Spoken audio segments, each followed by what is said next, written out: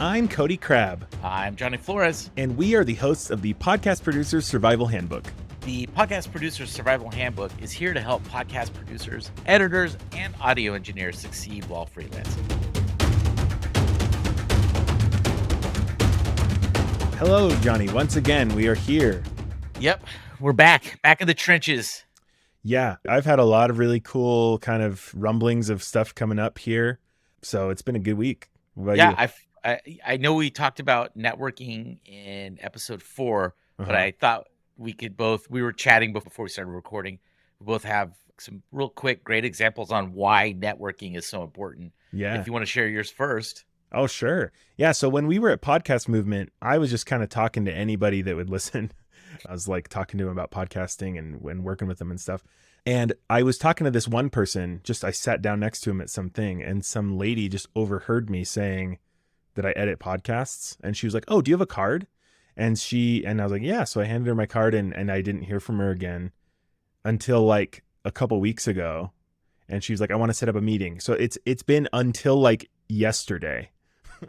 Yeah, we're recording this in May, and we went to Podcast Movement in the middle of March. Yeah, so 2 months later, and this lady is telling me she owns a business, like a decently sized one. She's trying to launch a podcast. Well, she's already launched a podcast, but she wants to kind of rebrand it and rejuvenate it and stuff. But I was like, man, and she's not even going to do it until like August. So like what you're doing now really does like plant the seeds down the line, because I'm not even going to see any money from that until like the end of the year. So anyway, so what was yours? Last week I went to a networking event for young business professionals, which I am neither. I was going to say, young and you or went to that? professional. Did they kick you out? Or? I was there as the senior. They needed one person for diversity, demographics. I was born in the 70s. But after I got there kind of late, I wasn't going to go. I had a bunch of client work that morning, and then it was all. By the time I finished up and I was ready to go, I was already going to be, by the time I got there, about a half hour late.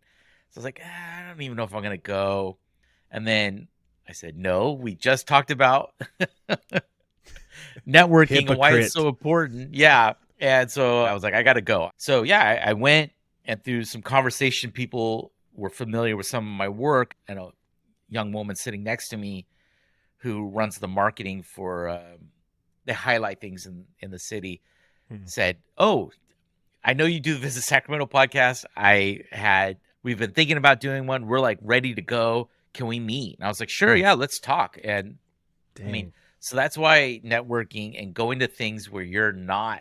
I mean, it worked out for you, Cody. Like, it's great, but it's also important. Mine was like just right place, right time. I just happened to get noticed at the right time. But yours was like, if you hadn't gone there, you would not have. Yeah.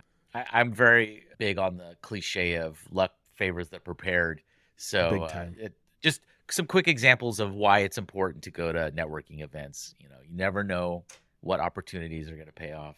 Well, and you're not going to get opportunities at all if you don't give yourself a chance to. Yeah, you've got to put yourself out there.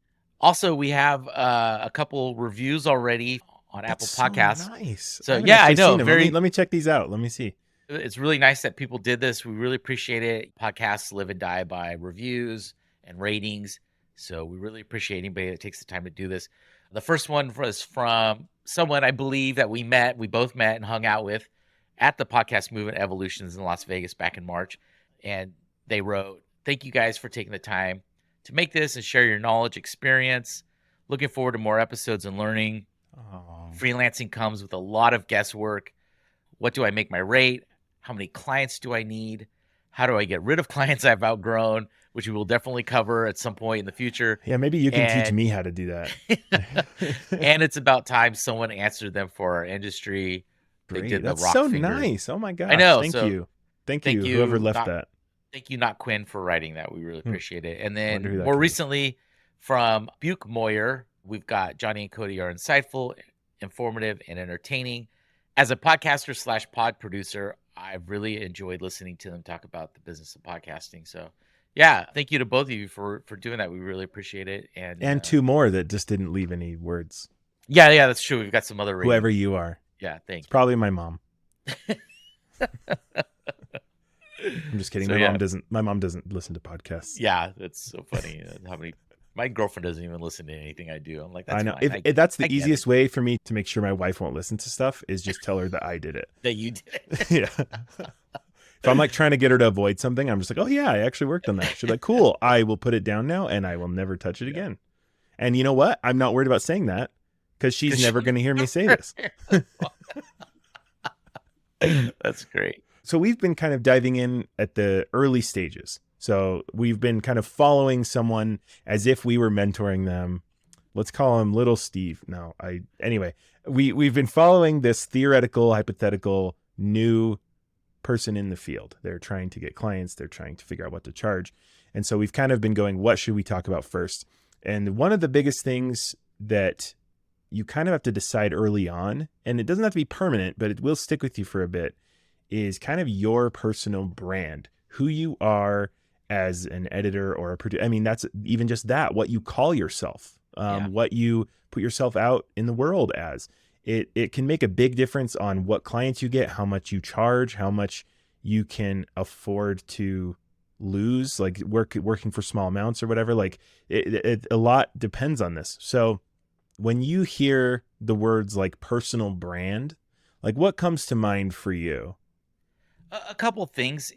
I mean, not just like imaging and logos and stuff like that, but it's also how like your reputation, how you come across as like professional or fun. There's so many components to it. It's also figuring out like who you serve, like what kind of customer do you work with? Yeah, for sure. Yeah, not necessarily in total, but like maybe that makes up the bulk of your clients, and then you have some sort of other clients that are peripheral to that. Yeah, totally. The way I always see it is like, it's if you were seeing yourself for the first time, kind of your first impression, like the first impression that you give is kind of how I explain this. So I'll just give kind of mine as my example. So Yeah, please. I decided kind of early on that I really hate being professional. I mean, there's a reason that I don't work a 9 to 5.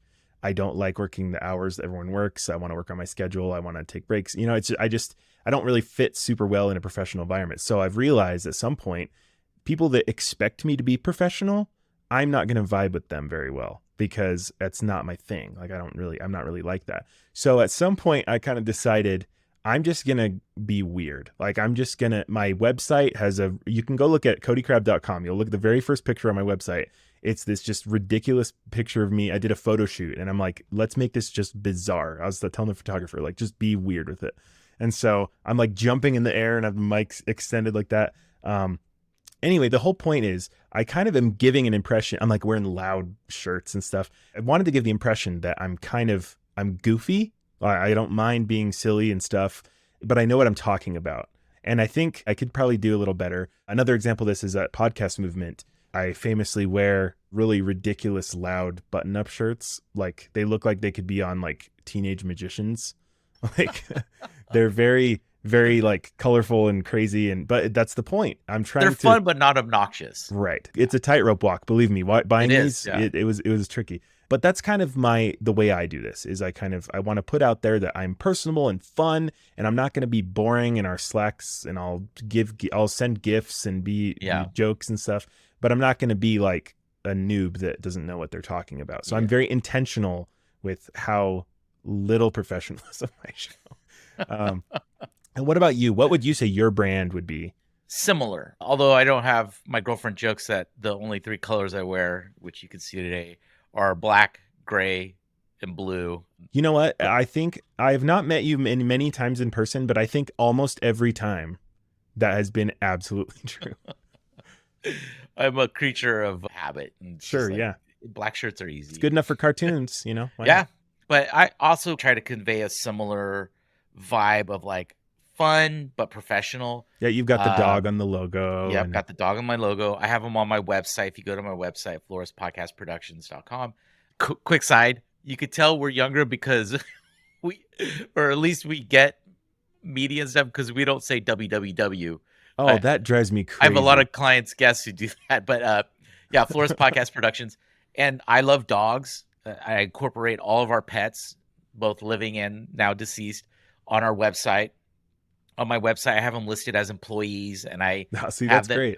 I have titles for them. Like our dog who passed was VP of napping, and I have a little short bio on there on how she was skilled in theoretical nap practices. And See, and it charms people, I think. But the other thing too is not everybody has to be like that. I do look at a lot of websites for like if I am outsourcing something or if I'm, and I see kind of these profiles, and there's lots of them that look really good, like that they're all completely different, that offer yes, something yeah, different. Some of them are kind of behind the veil of like a podcast production company. They'll say like something podcasts, but then some people are like me, where I'm like front and center. My website is my name. Like I am very much the face of my brand. How do you tell what situations would be better for using like your name versus like a company name, like an agency, kind of giving a veneer of maybe this is bigger than it sure. is or something like that? Like what would you say is the good dividing line? Well, purely from a logistical standpoint, most of the time, if your name is in the title, you don't have to do a fictitious name Yeah, filing. people will kind of get the idea. Yeah. So, well, I mean, legally, you Well, if yeah, you that's true. Yeah. so if you were, awesome podcast productions, you'll have to do a fictitious filing, which complicates things. It makes it a little harder. It takes a little more time. Whereas if you have your name, your last name in the business somewhere, you don't have to do that. I don't So know if I knew that. That's yeah, interesting. yeah. Okay, that's If your cool. name's in the title, you typically don't have to do a fictitious name filing. I know I'm not saying that right, but it's like fictitious something or other. Well, and How I mostly am talking about like how you present it. You know what I mean? Like presenting the business side or like yourself. Oh, I what see. situations would be better for each one? I I I really tie the two in together Hmm. because much like yourself, it's just me. I don't have employees or anything Well, of like that. course, yeah. So I really tie in that you're getting my professional experience, my abilities with me making the production fun. I want it Sure. to be Yeah. fun for you. It'll be enjoyable to work with me on this production, Yeah. while also it'll sound good, it'll be run well, and it'll meet your mission statement, your Hmm. goals, and like you'll get an ROI on working with me. So, Gotcha. what Yeah, about you? to me I feel like I see this a lot. Someone will send me like their website and there's no hint of a name or anything. Like it's just kind of behind the wall of like cuz you don't technically legally have to like file. You know what I mean? If you're just kind of working with clients, you can get whatever website you want and then kind of Yeah, do in a legal sense charge them like money as your name. Like you can do whatever you want in that you sense. could just do it under yourself You if you could, want. yeah. But that's kind of what I mean is that like people kind of I think some people feel like, oh, well, people will take me more seriously if I have kind of this business name that doesn't really Ye- present me as a person. But Yeah, and I find with the clients I work with now, presenting myself as, while fun, but also professional. So having a website, having a logo, being able to speak to like how I'm going to help and what I'm bringing in, they instantly feel confident yeah. working with me, as opposed to where like, hey, I present myself as a business, not as a freelancer. And I think that's a Yeah. branding distinction you need to make, not right away, but within the first year to 3 years of freelancing, you need to really get out of the mind of I'm a freelancer to I'm a business owner. Yeah. Well, and see, I kind of have there's different ways you can frame this. And I think the way that you frame it is kind of important. So you can frame yourself as like hey, I'm a podcast editor for hire. Hire me for your podcast. Yeah. But I mean, I kind of brand myself as like, I'm your go-to like podcast guy. So like I'm your assistant where I'll consult on the content. I'll show you kind of Yeah. what ways to make it better. I'm not just going to make stuff and spit it out. So you can kind of do that too, kind of depending on what you're wanting to do with your business, is just kind Yeah. of steer the perception in different ways. And I think some of the ways you can do that is by kind of creating a profile online. I mean, most people are going to find you online. Like there's going to be some version of them finding you online, whether even if they have your business card, they're probably going to look up your Yeah. website. Even if So it's word of mouth, they're going to try and yeah, find out something about right. you. Right. Yeah. So I would say kind of just your general online presence, whether that's your website or your social media, whatever. So let's kind of talk about that. What are some kind of guidelines or tips that you have for establishing an online presence? And then after that, maybe we can go into a little bit about portfolios and what they should look Yeah. like. I think having a LinkedIn account helps. I'm not a fan of LinkedIn, but it No, is but I mean, I can't do it. I'm like, I keep trying to get myself to do it. And I'm just like, it is the place where people go to make business happen and professional interactions and stuff like that. So it is helpful to have it because then they can go on there and look and see what projects you've worked on. Who do they know that they've worked with yeah, in the it is past? really useful for that kind of stuff for sure. And I it just don't vets like you. that. It It's is. sort of a vetting process to be like, oh, this person's legit. Yeah. Um, Well, and you and can do stuff then too, get recommendations from yeah, clients and stuff like that. I mean, it is which I have. really, Yeah, yeah. And I think that if you do have a LinkedIn, I would say that's kind of, as soon as you get a client, have been working with them for a while and they seem like they're pretty yeah, happy, I would dive right in and start asking for recommendations, because yeah.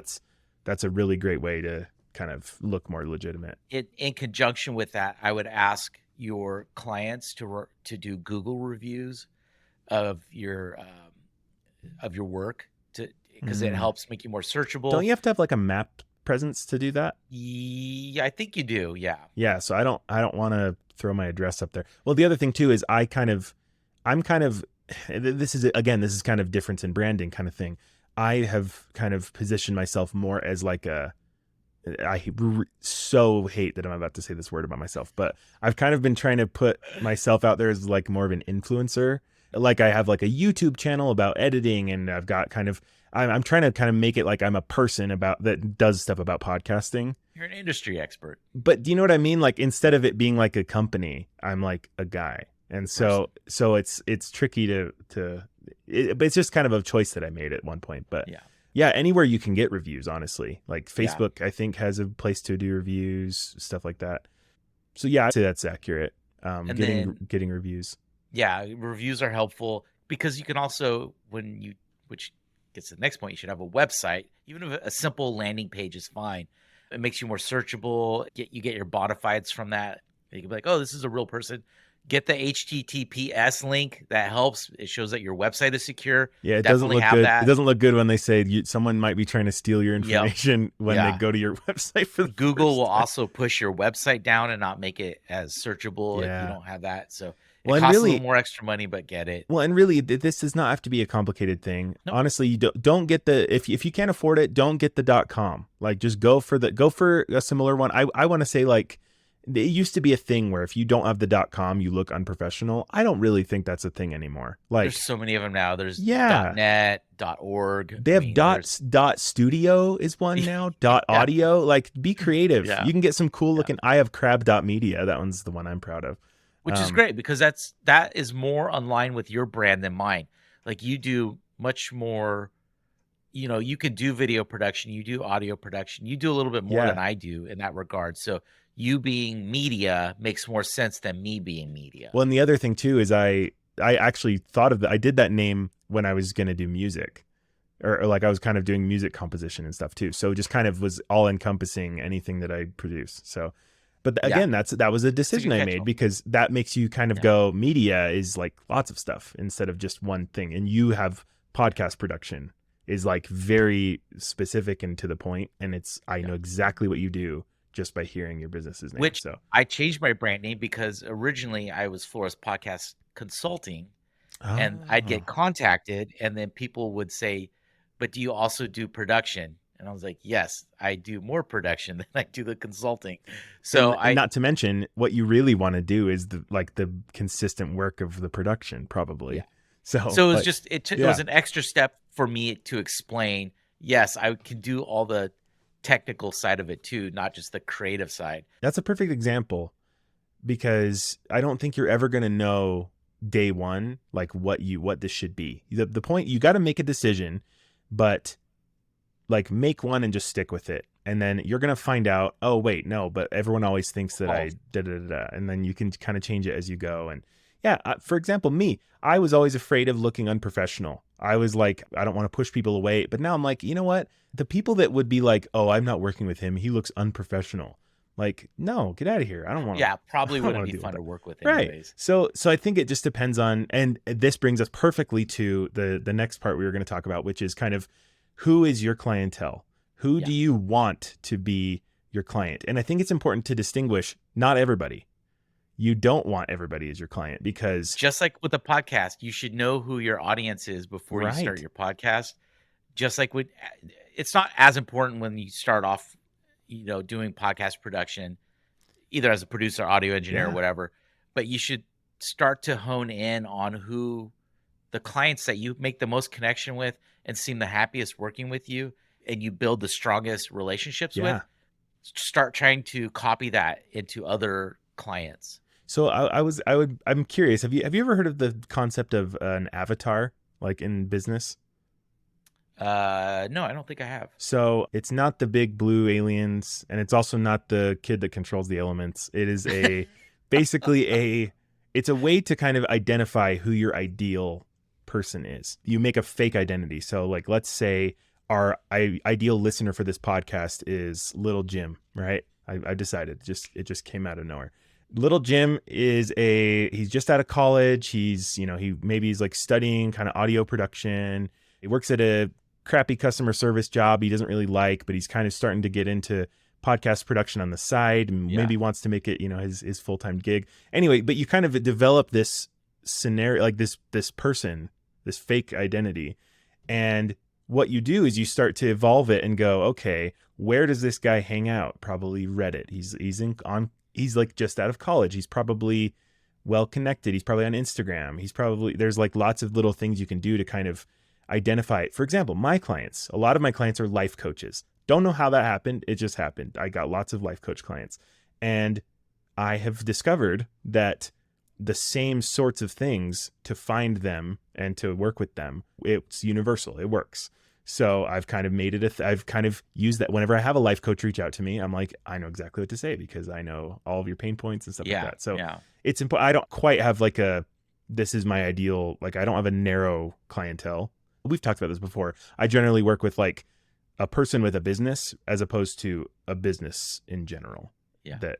So avatars, develop an avatar. I think that's really, really helpful. How can knowing your clients change how you work, what you charge, what you pitch in day to day? That's my question to you. Great question. Yeah. So in fact, I just had a bigger breakthrough with that because I go to a lot of, if anybody has anything, free classes or anything about business or business mentorship, I attend them just because I'm like, I want my business to succeed. And I went through a couple days of stuff like that. They didn't call it an avatar. Now that I've heard you say it, they had this little diagram that you did to figure out your audience or your clients. And like, I tend to work with businesses that have about 5 to maybe 70 employees, somewhere in there. It's small enough to where they need help. They can't manage stuff like this in-house, but they're also big enough that they have a marketing budget to pay me because they see the benefits of having marketing for their company. So, and I'm not kidding. This was like 4 months ago. I had this breakthrough doing this worksheet on that. I was like, that's my clients. Those are my clients. So knowing who you would like to work with and sort of what they need, where they need help, and how they need help is really going to make it much easier for you when you get the opportunity at a networking event to talk to someone. They're like, oh, we've been thinking about a podcast. And you start to talk to them and you really delve into like, why do you want one? How's it going to help the business? Who's it going to serve? You're going to have a much easier time. Like you were saying, you can just duplicate with your you already know the answers because you've already done it. Yeah. And then you'll have your outliers who are maybe not on par with like who you normally work with, but it's going to be a much more successful time making that connection and making the proposal that really sinks in with them. Like, okay, cool. We're going to hire this person to work with us. Well, and as I always tell podcasters, you want your audience to be as small as possible, which it sounds backwards from what you're used to, but you don't want to just appeal to everybody. You want to have a very specific idea in mind of who you're reaching out to. Yeah. And odds are people will find you more because there are so many people on this planet that if 0.0001% of the population is your slice of who you're aiming at, that is a massive amount of people. Yeah. And so if you don't appeal to everybody, those people will be much more likely to, I mean, you can't work with everybody anyway. Before we started recording, I met someone from Visit California, and they have a podcast, and I knew right away I couldn't manage their production. It's too spread out. It would take too much work. Their episodes are much longer than the typical episodes I do with my clients. My clients all have 30 minutes or under. So I wasn't even going to try and chase them as a client. It was outside of my scope of work or even my ability to help them. So I'm not going to set myself up to feel like a failure, because I'm like, nah, it's not even worth my time. It's not worth their time. It's better for everybody. You're not going to try to take on something that you're not prepared for. It's better. So yeah, having an idea of what you want to do before you actually get there, like answering your own questions before someone says, hey, I'll give you money to do a thing. And you just go, yes, whatever it is. I don't know. And it's okay if you're there. It's okay if you're at that point. Trust me, I've been there. I am much closer to that than I would like to admit. But what I mostly mean is like, if you can technically do something, but it's not really what you want to do, you'll know that. And if a client says, do you want to help me with live sound? You can go, I don't really want to do that. And you can just know that in your head before. So that, I would say, maybe write out, like Johnny said, do a little exercise where you're kind of talking about like, who would I like to work with? If you don't have that narrow of one yet, like life coaches or businesses, like think of something more generic. Think of people that, are sharing their personal story, or they are YouTubers, or is something you know a lot about, maybe even. There's a decent market for any type of anyone. So find your ideal person, especially if you have expertise in an area. Let's say you know a lot about horses. I don't know. You had horses growing up. So like, think of what you have expertise in. Let's say it's horses. You go, okay, I'm going to do horse podcasts. If literally you could get every horse podcast in the world to work with you, because you're just, you know what I mean? So like I've seen several podcasts looking for producers that related to marketing or money management. Oh yeah. With a specific knowledge of crypto.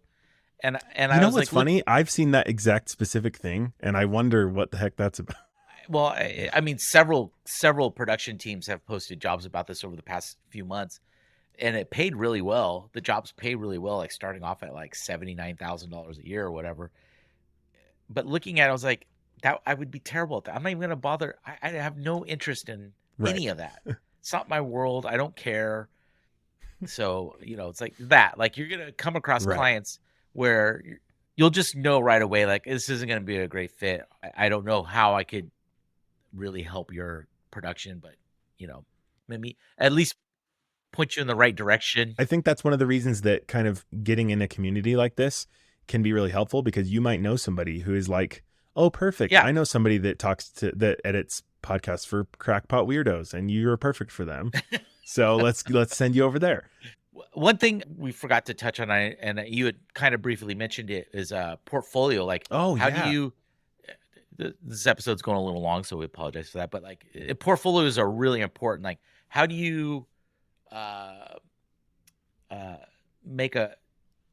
do you differentiate the portfolios on who you're sending it to, or do you even bother doing that? Yeah, so I don't even have like a folder full of stuff I've done, really. Like I don't send samples. A lot of people try to like send you samples of what they've done. Don't do that. I don't feel like people open that and they don't want to see it. That's at least my experience. The clients that I work with want to see more like, what does the podcast that you've worked on look like? Like, what does that look like online? What does that, and they can, it's all public. Like, people are posting public episodes. So just send links to podcasts that you are currently working on. Even individual episodes, I think, is okay, as long as it's just like a link to an episode instead of just like the file. Same with anything. Like, I think people, if you have like a landing page and you're like, I'm Cody Crabb, I'm an editor, here's 5 videos that I edited, and here's 4 podcasts that I edited, and here's my contact information. I think that's pretty much as deep as it needs to be. A lot of people just think that you want, I mean, and this is just kind of what I've seen talking to people that are asking me about this. They think that they need to have like an example of every little thing in their portfolio. And I think really you need to demonstrate that you've got some level of skills. But I think that if you're advertising yourself to this degree, I think most people just assume that you can do what you're saying. Otherwise, Yeah. like, what are you doing? You know? And that's where LinkedIn kind of can come That's in. true. Yeah. Because they could see the history. Yeah, I was like, if you want to check out my LinkedIn, you could see clients that I've worked with. I also, because of my Google reviews, I have those embedded on my website so that people can see, oh, okay, he's worked with these 3 clients. Great. It shows a little diverse section of curated selection of the diverse group of clients that I've worked with. I honestly never get asked, the only for audio samples or portfolio.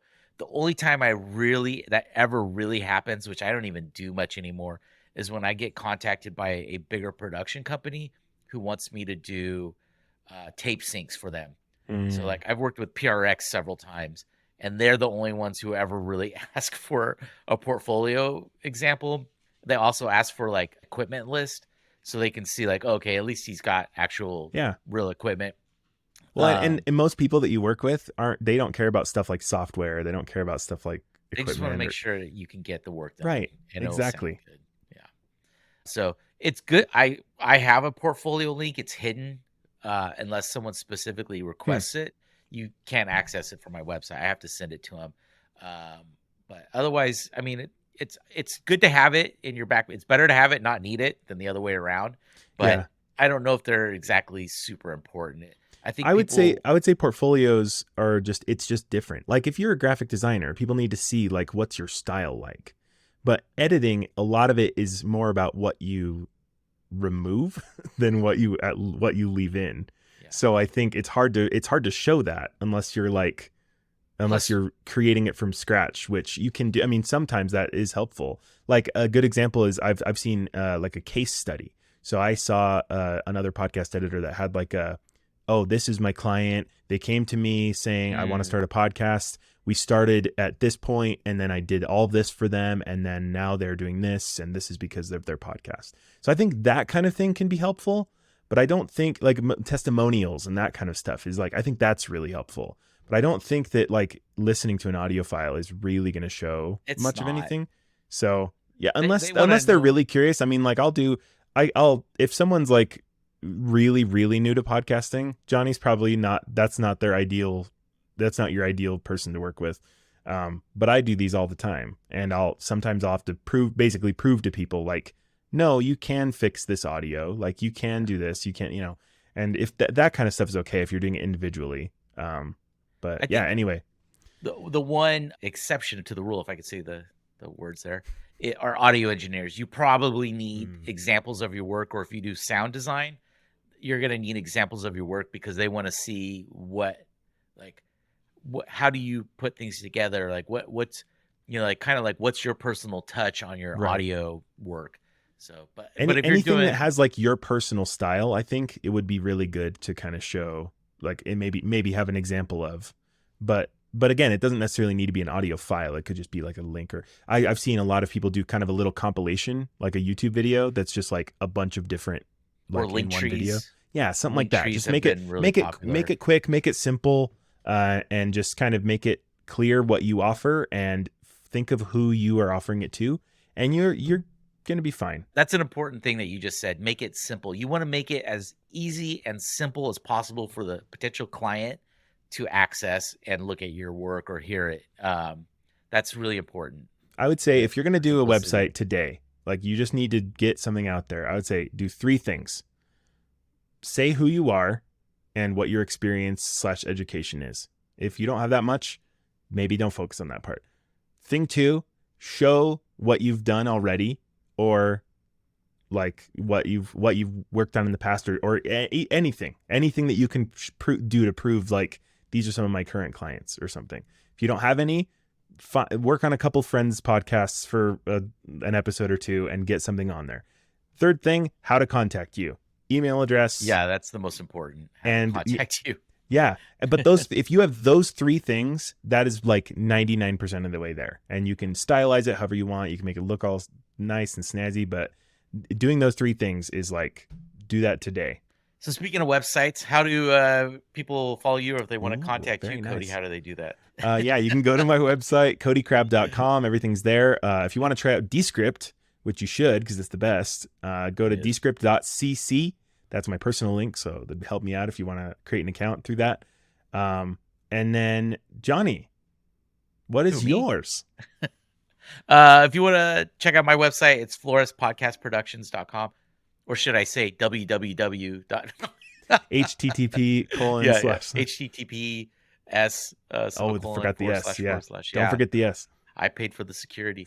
And then if you want to email us, if you have questions, comments, topics you want us to cover in the future, anything like that, please shoot us an email at podcastsurvival@gmail.com.